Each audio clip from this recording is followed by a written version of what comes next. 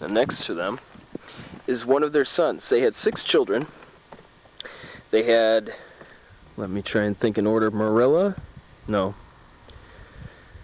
Harlow, who was born in the late 1830s, maybe it was in 1840s, and fought in the Civil War, got out, and last I know of, he was alive in 1896 in Nebraska. Still trying to locate him. There was David M. Waller.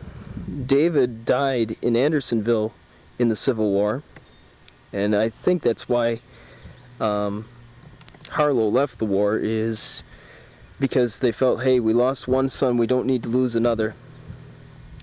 Then they had Marilla, they had Ellen. Marilla married a Baptist minister as well, out of Michigan, Hillsdale, Michigan, and might have moved back there. She might have been the daughter in Lake Mills, I'm still not sure. Ellen I can't locate, so she may be the daughter in Lake Mills. And they had twin brothers, or twin sons I should say. Alonzo Lauren, L-A-R-E-N, Waller, and Lorenzo Alonzo Waller.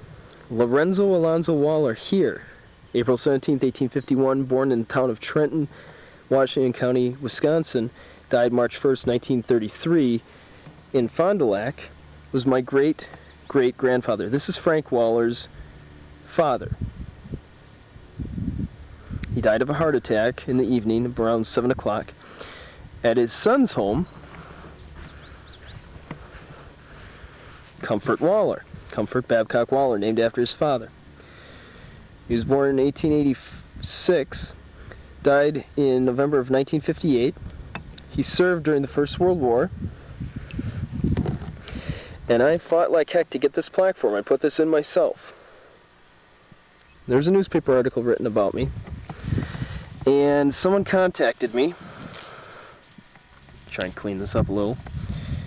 And it was a descendant of his wife, my Aunt Louise, and it's really hard to read there, Louise Clicks. And she died in 1987. The Lord is my shepherd, it says there. I believe she was born in 1888. And it was a descendant of her on the Clicks side that gave me some pictures of Grandpa Lorenzo and some pictures of Uncle Comfort. And what's really funny is the house that my parents lived on Winnebago Drive, 171 I believe it was, and they sold it right after I was born pretty much. That house was built by the Clickses years before. And there are pictures that I have now of what ended up being my parents' home when the Clickses lived there, with my great-great-grandfather inside the house visiting with Uncle Comfort. Now, when Comfort got out of the war, he came back to Wisconsin, and he never had any children with Aunt Louise. They never had any children. And when he died, they never gave him a plaque, a memorial plaque. And so I went to the Veterans Office in around 1991 and tried to find out why not. And he had an honorable discharge. I showed that I was one of the few blood descendants, even though I'm a great-great-nephew. And they said, well, let's give it a try. So we filled out the paperwork, and it said that Aunt Louise chose not to get a memorial plaque, but there was no reason that she couldn't have. And my grandmother kind of speculated that it may be because she thought she was going to have to pay for it, so she never did. Well, I filled out the paperwork, and one morning in the summer, when I was in high school, I heard a RPS truck, or a road parcel service truck, pull up to the house and drop something off. I picked it up on the front porch. It was heavier than sin. I opened it up. I looked. It said it was from the government, and here it was, this memorial plaque. So a couple of summers ago, I came out here and got a thing of concrete, mixed concrete, put it in the ground. Here it is. Now at Uncle Comfort's funeral, that's when Aunt Louise told Grandma about the Reverend Waller and his wife. She said they were Methodist, but further research shows that they were Baptist. And in another record book that I found in the Waupun City Library, which is in Dodge County but borders on Fond du Lac County, it said that there was another Waller that's buried here. There's no tombstone, and it's really hard to see any other indentations in the ground. So I can't tell you if there really is someone here or not. As far as Grandpa Lorenzo's wife, her name was Listina Kuhn Wolfgram. She was born in 1864, I believe it was. And they were married in 1880. And they were married by the Reverend Waller. And they ended up having some problems, some serious problems. And he hit her on Christmas Eve 1903.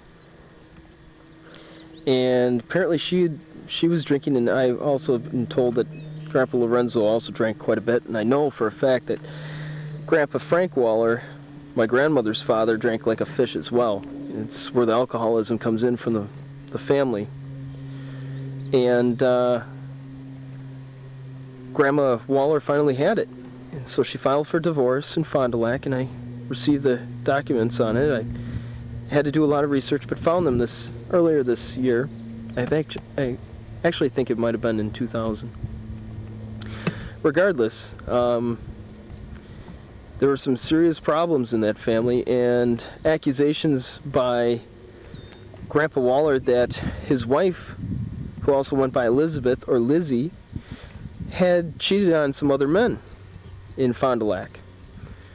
And she countersuited him, saying that because he was so lazy and never could hold down a job, he made her sleep with these other people. And it went back and forth, and she ended up getting custody of their two youngest children, who were Mabel and Roy. And I know that she took Mabel down to Chicago with her for a while, and Mabel ended up coming back here and died in 1910 from tuberculosis. She's buried in Rienzi Cemetery. Roy ended up growing up, and he actually lived with my grandparents for a while on Walker Street, and then he moved out to Longview, Washington, which is out towards Seattle. And he was married out there, and his wife died, and he got drunk and drowned in the bathtub. The other children were old enough to have their own lives. There was Lorenzo and Elizabeth had Frank, my great-grandfather, who died in 1916 and was born in 1882, probably out on one of these farms out here.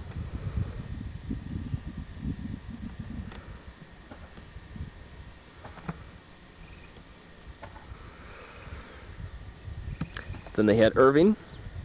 He ended up getting married and lived in Milwaukee for a while, and then his wife predeceased him. He died in 1965. Then there was Uncle Comfort.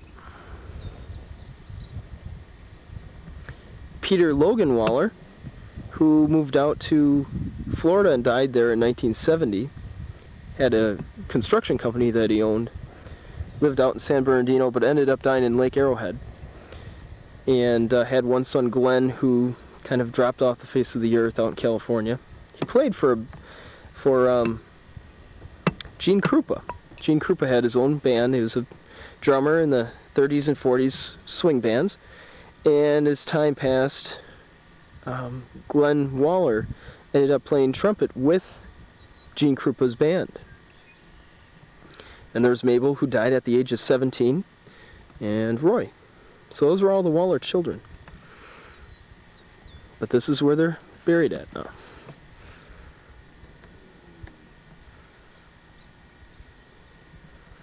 Grandpa Lorenzo, he was kind of slipping. He died just a few days after my grandparents were married. My grandparents were married February 25th of 33. and he died March 1st. And they went to see him the day they were married, and he lived in an apartment on Division Street, 17 West Division Street, just off of Main Street. And it was an upstairs apartment with Uncle Comfort, and when they went to see him, Uncle Comfort introduced them and said, Dad, this is Frank's daughter. And Lorenzo said, where's Frank? Well, Frank died in 1916, so he wasn't quite with it. I guess he also went by the nickname of Ren, out of Lorenzo.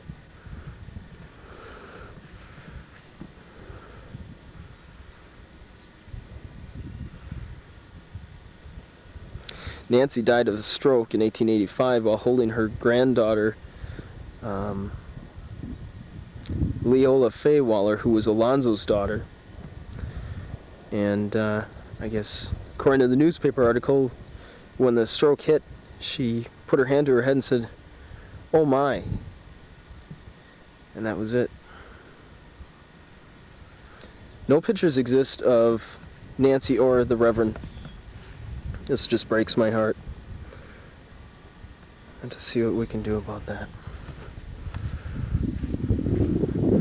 I think, quite honestly, I'm stepping on them. I think they're buried behind the tombstones. That's the east, out that way.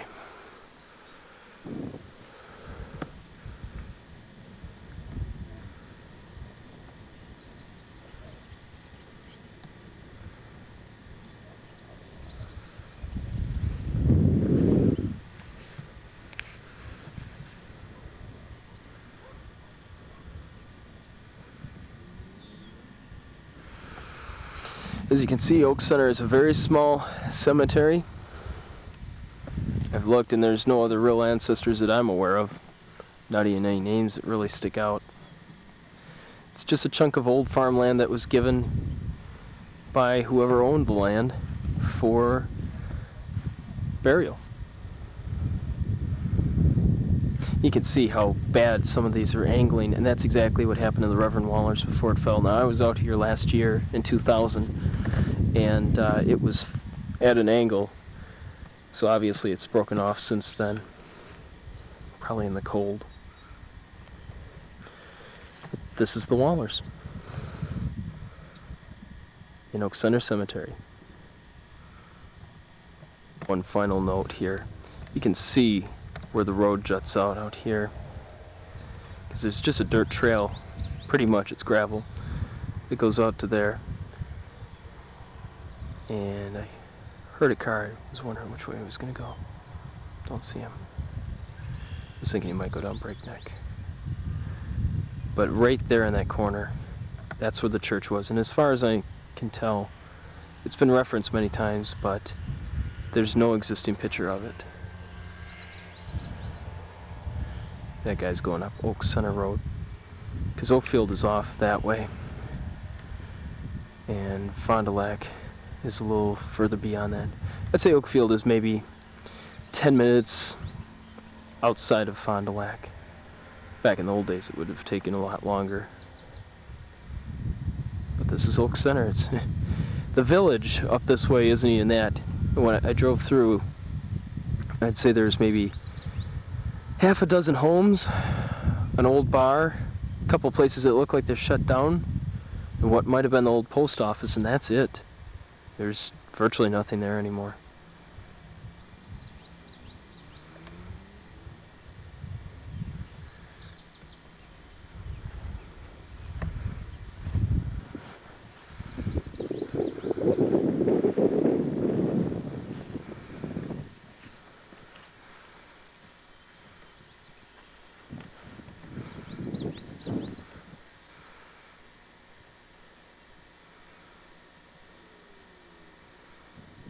That's the Wallers.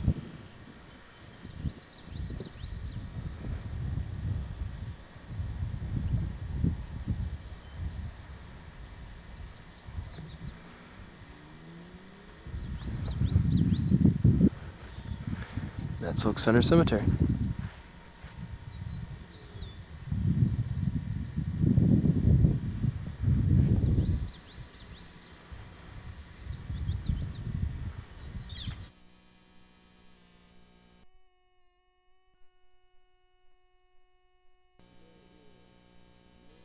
Today is May 18th, 2001.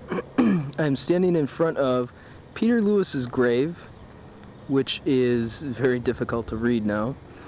He died October 11th, 1899. This is the town of West Bend, Washington County, in Wisconsin. And it's a little road that's... Hello! It's a little road that is called Nabob, and it was an old village. And once all of a sudden it seems to have turned to the busiest road in Wisconsin. I'll show you what the vantage point looks like. Now here, as you can see, it's going to be difficult because I'm kind of into the sun. I'm facing west.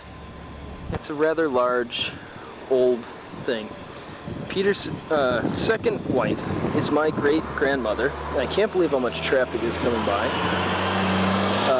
His wife was Anna Lewis. Her maiden name was Resch, and she came over from Germany as well. They got married in 1864, and she was quite a bit younger than him. And she died in 1903 in May as well. I believe it was May 29th. And this is my Grandpa Larry's maternal grandparents. Now this here, this is Mary Weber. She was the first wife of Peter Lewis. And try and zoom in on the date there. She died March 4th, 1864.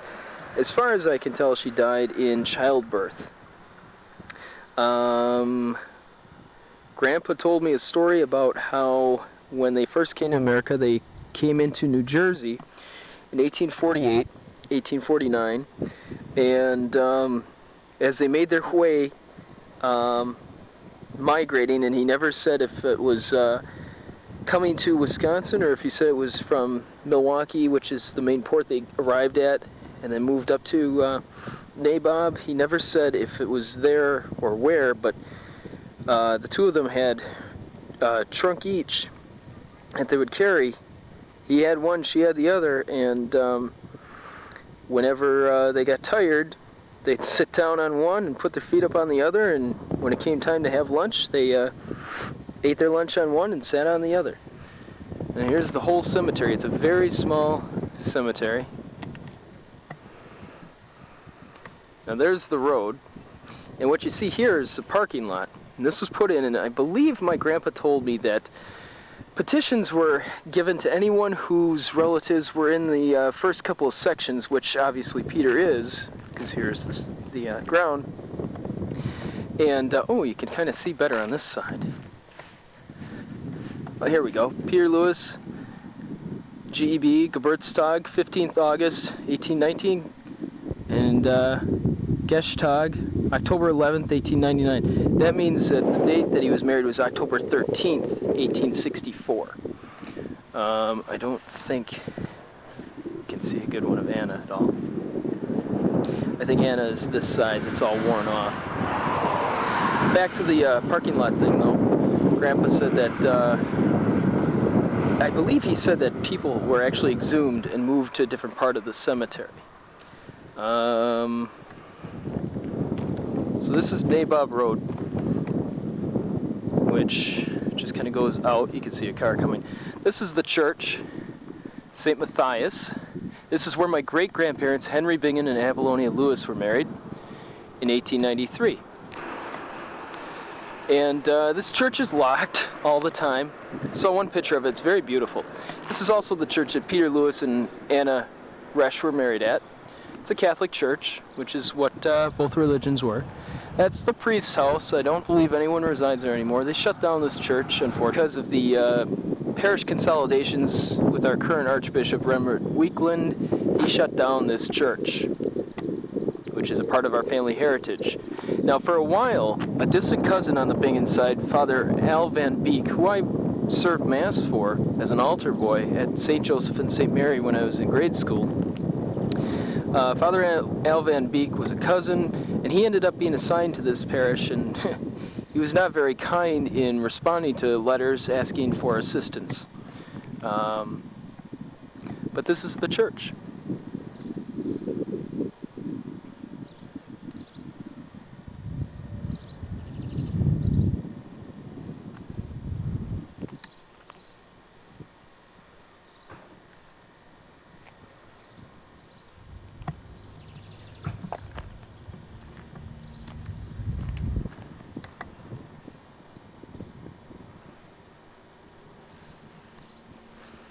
She was pretty young. 30 years old, 2 months, 8 days. Way too young. Rather beautiful. There's one with the crucifix. This one's really in bad shape.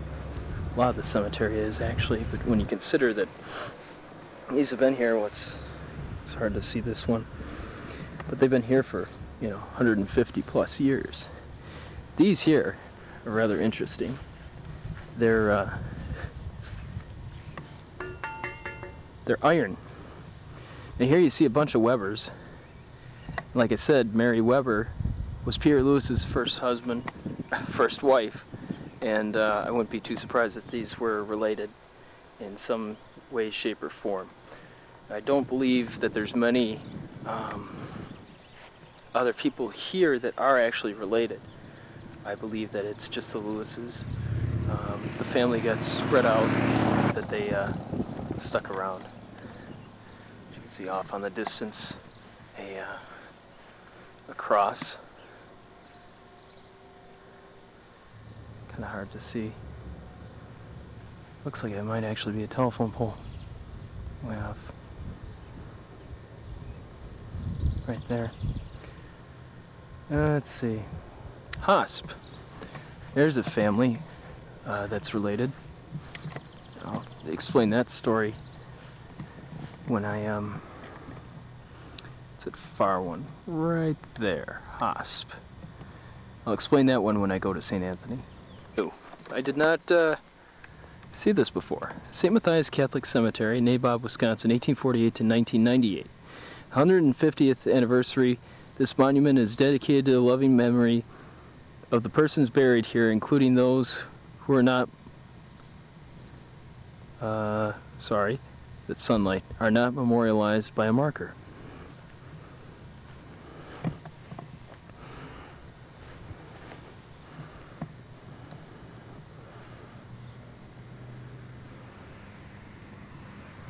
Peter Lewis. See that 1859?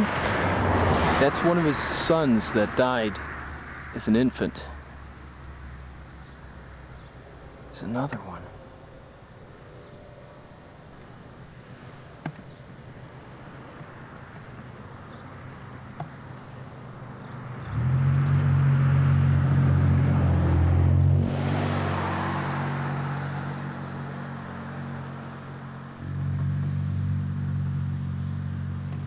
You can see it's pretty new.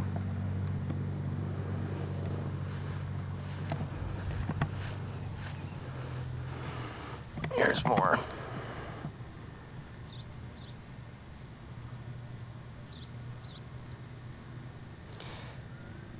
There's Angelina Lewis. That was one of his daughters. There's the boy Peter Lewis I was thinking of.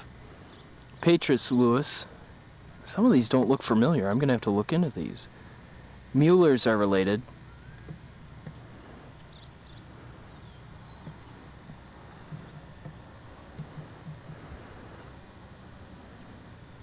Anna Lewis, there's my great-great-grandmother.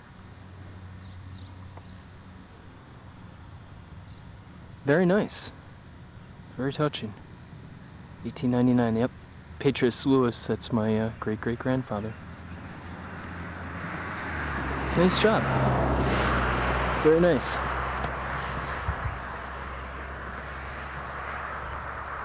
Give it the church.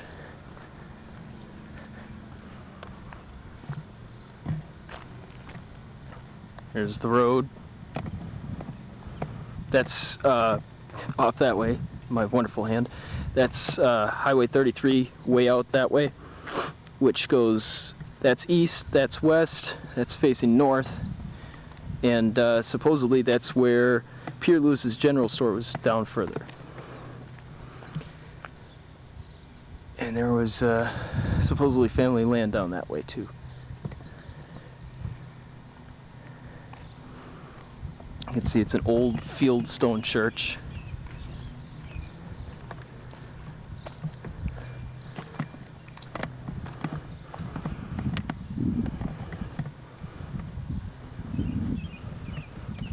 Oh, still have Father Van Beek's name on here. the cornerstone right here, 1867. See, it's very hilly out here, which is obviously why the Germans settled here. Very quiet. Now, Church Drive, Abob Drive. If you can really see much in here, there's my reflection. You can see it's a very old door inside of here. And there's a bulletin board to the immediate left. That's about all you can see. It's because it's double doors, so you can't see anything. Get the glass. It's beautiful. And they don't make churches like this anymore. At the rate the Catholic Church is going, they're not going to have any churches.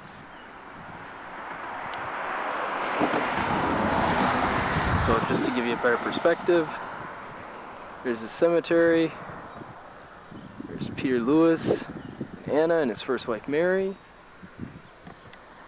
there's the memorial, the road, the house for the priest, who might still be there, could very well be Father Van Beek.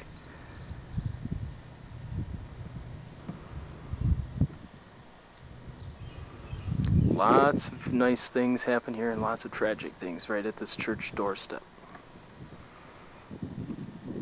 at St. Matthias. We're in the hustling town of Allenton, which is on the west side of Highway 41. But what I am heading towards right now, that building is, picture.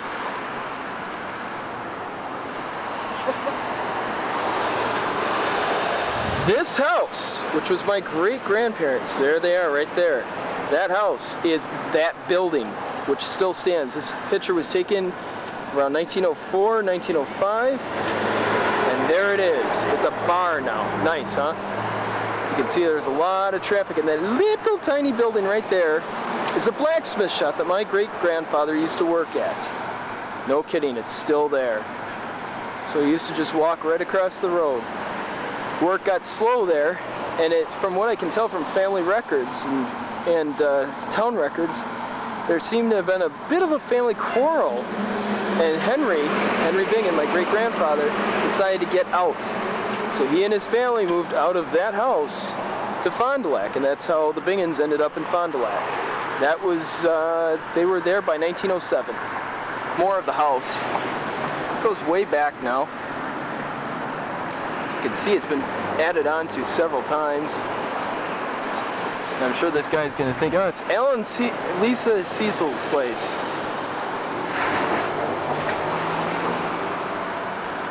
But this was my great-grandparents' home, right here. Kind of like the front is definitely the same. You can see it there, right here. It's hard to see with the sun. But that would have been the front porch right there. Oh, this thing is, okay, got it.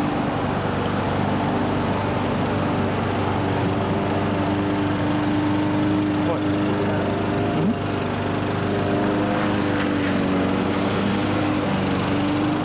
Just want to record it all. The house right here. Here's another side. I went inside, the bar owner told me that the old chimneys were there till just a couple of years ago, the two chimneys, and they knocked them out. And what's back there is now a dance hall. There's quite a few windows on the sides. I wouldn't be surprised if they were for the boys and the girls. There are a lot of girls in the family. But it's something else. See, the kitchen is right there. On the side, those double windows, that's the kitchen. And that would have been the front sitting room probably, right there. That closest window. Then no doubt the bedroom's upstairs. But this was the porch here originally. And just to give you a perspective, right across the street, every day, all Great-Grandpa Bingen had to do is walk right there. Not bad. It's a busy little town, just a couple thousand people, I think, if that.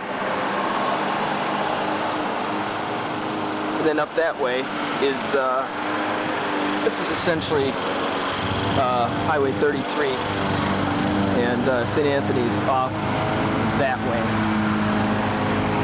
But this is where they live. Right here. St. Anthony's. This is the plethora of ancestors. In 1990, I was up here with my grandfather, Larry Bingen, and we were, gosh, right probably about here, and we saw this woman coming off in the distance right about there. That dog was following her and her little grandson, who was probably about 6. She was talking away to him in German, he was responding, and the dogs even listened in German. There were people riding on horses yet for transportation. When we went to the corner, which is a bar, or used to be at least, and they just trotted up in their horses. I mean, it's very rustic, it's very much still a part of the German heritage that I have. This is where the Bingens settled, the Muellers, and any of the different branches that tied in. Now this farm off in the distance, as far as I could tell, at one point in time it was Bingen land. It's, at least by the time my grandfather and I were here in 1990, it was owned by a Verena Weiss, who was a Verena Bingen, and she married a Larry Weiss. And he was very hard of hearing, and she showed us some pictures, and sure enough, she was descended from George Bingen, who is Henry Bingen, Grandpa's father, brother. They were brothers, George and Henry, and that was her grandfather, I believe. So they were both the same generation, and she had some pictures, and we looked, and sure enough, my great-grandfather Henry Bingen was in them. Now that grave is for her husband, who died in the last couple of years, and I'm going to walk through the different rows, which you can see go way out. And here's the back of the church. This is St. Anthony of Padua. I'm not sure if I'm saying that right. Catholic Church. And on the other side of it, which I'll also show, was a dance hall that my great-great-grandmother Anna Maria Bingen bought, because her husband died when my great-grandfather was only 6, and she needed some sort of income beyond the farm, and so she had the dance hall. And I'm gonna walk down the rows. Other thing, this used to be the school right here. It's now a daycare center. You can see quite a few cars are parked here, and there's, you know, a little playground that they have built now, which is very nice. It's nice to see that the community is still going strong, despite the Catholic Church being shut down, of course, by our evil Catholic Church, which just doesn't seem to get it that it is now the year 2001. The Hosp, Teresa, daughter of Joseph and Mary Hosp. The Hosps were married into the family. A Hosp married Gertrude Bingen, who was George and Henry and all the other boys' sister. She died in 1895 when her horse was scared by a train that was passing in the distance out on that road. I think it was actually down a little bit further, and it was 2 days before Christmas.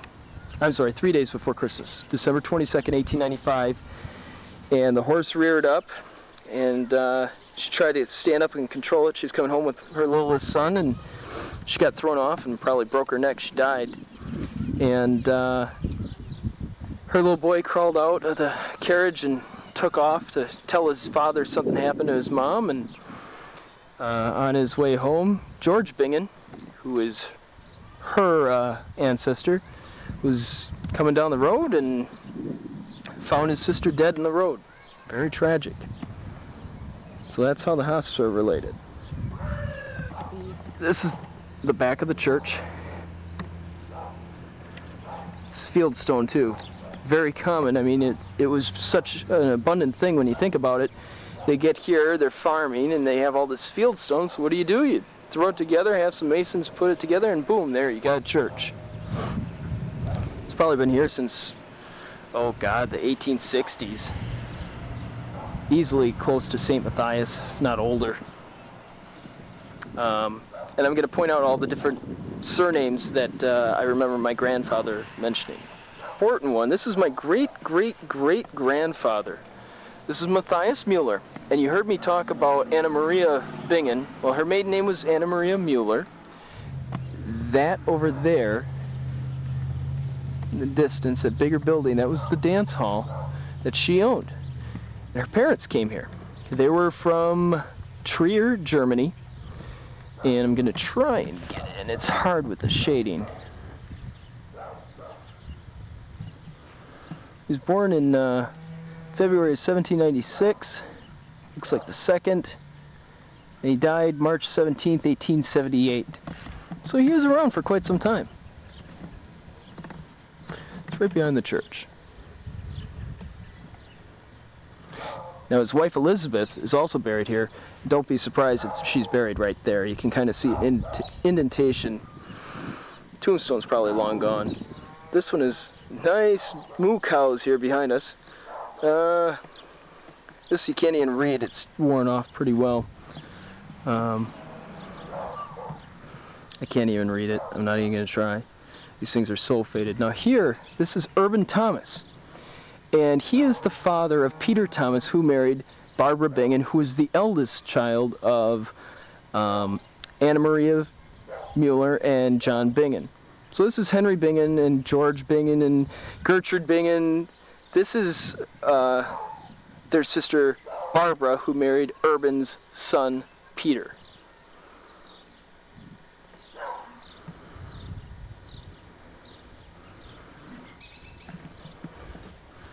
They moved to Fond du Lac too. They got married, ironically enough. Peter Thomas and Barbara Bingen, they got married just days after John Bingen, Barbara's father, died in November of 1873. He died November 8th, and I believe they were married on the 18th or 19th. Perspective of the church.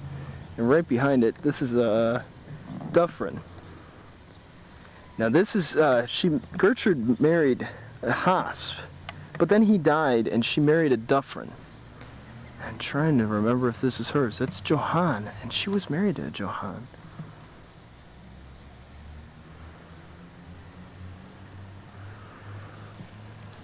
$1895, wait a minute.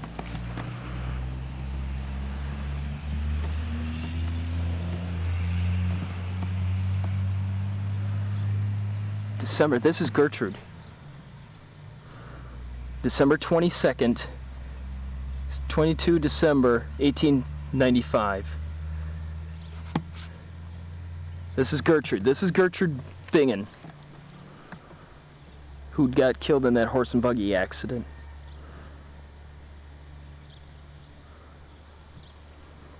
And her husband is probably on this side. Yes, he is. It's so hard to read with the weather just wears the information right off these things. John Bingen. Now, don't confuse yourself with all the other John Bingens, because there's a gazillion of them. John Bingen, my great-great-grandfather, who married Anna Maria Mueller, had a brother named Peter, who married a Barbara Mueller, who was, incidentally, Anna's sister. So brothers married sisters. And Peter was a couple years older than John, and they had a son named John, and this is him.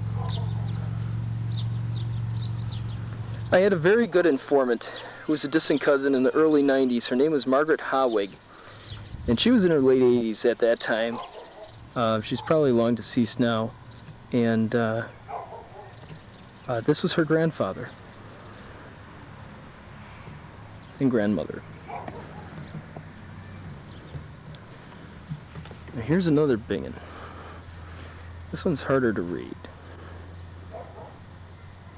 But I think, and I don't want to be quoted on this, but I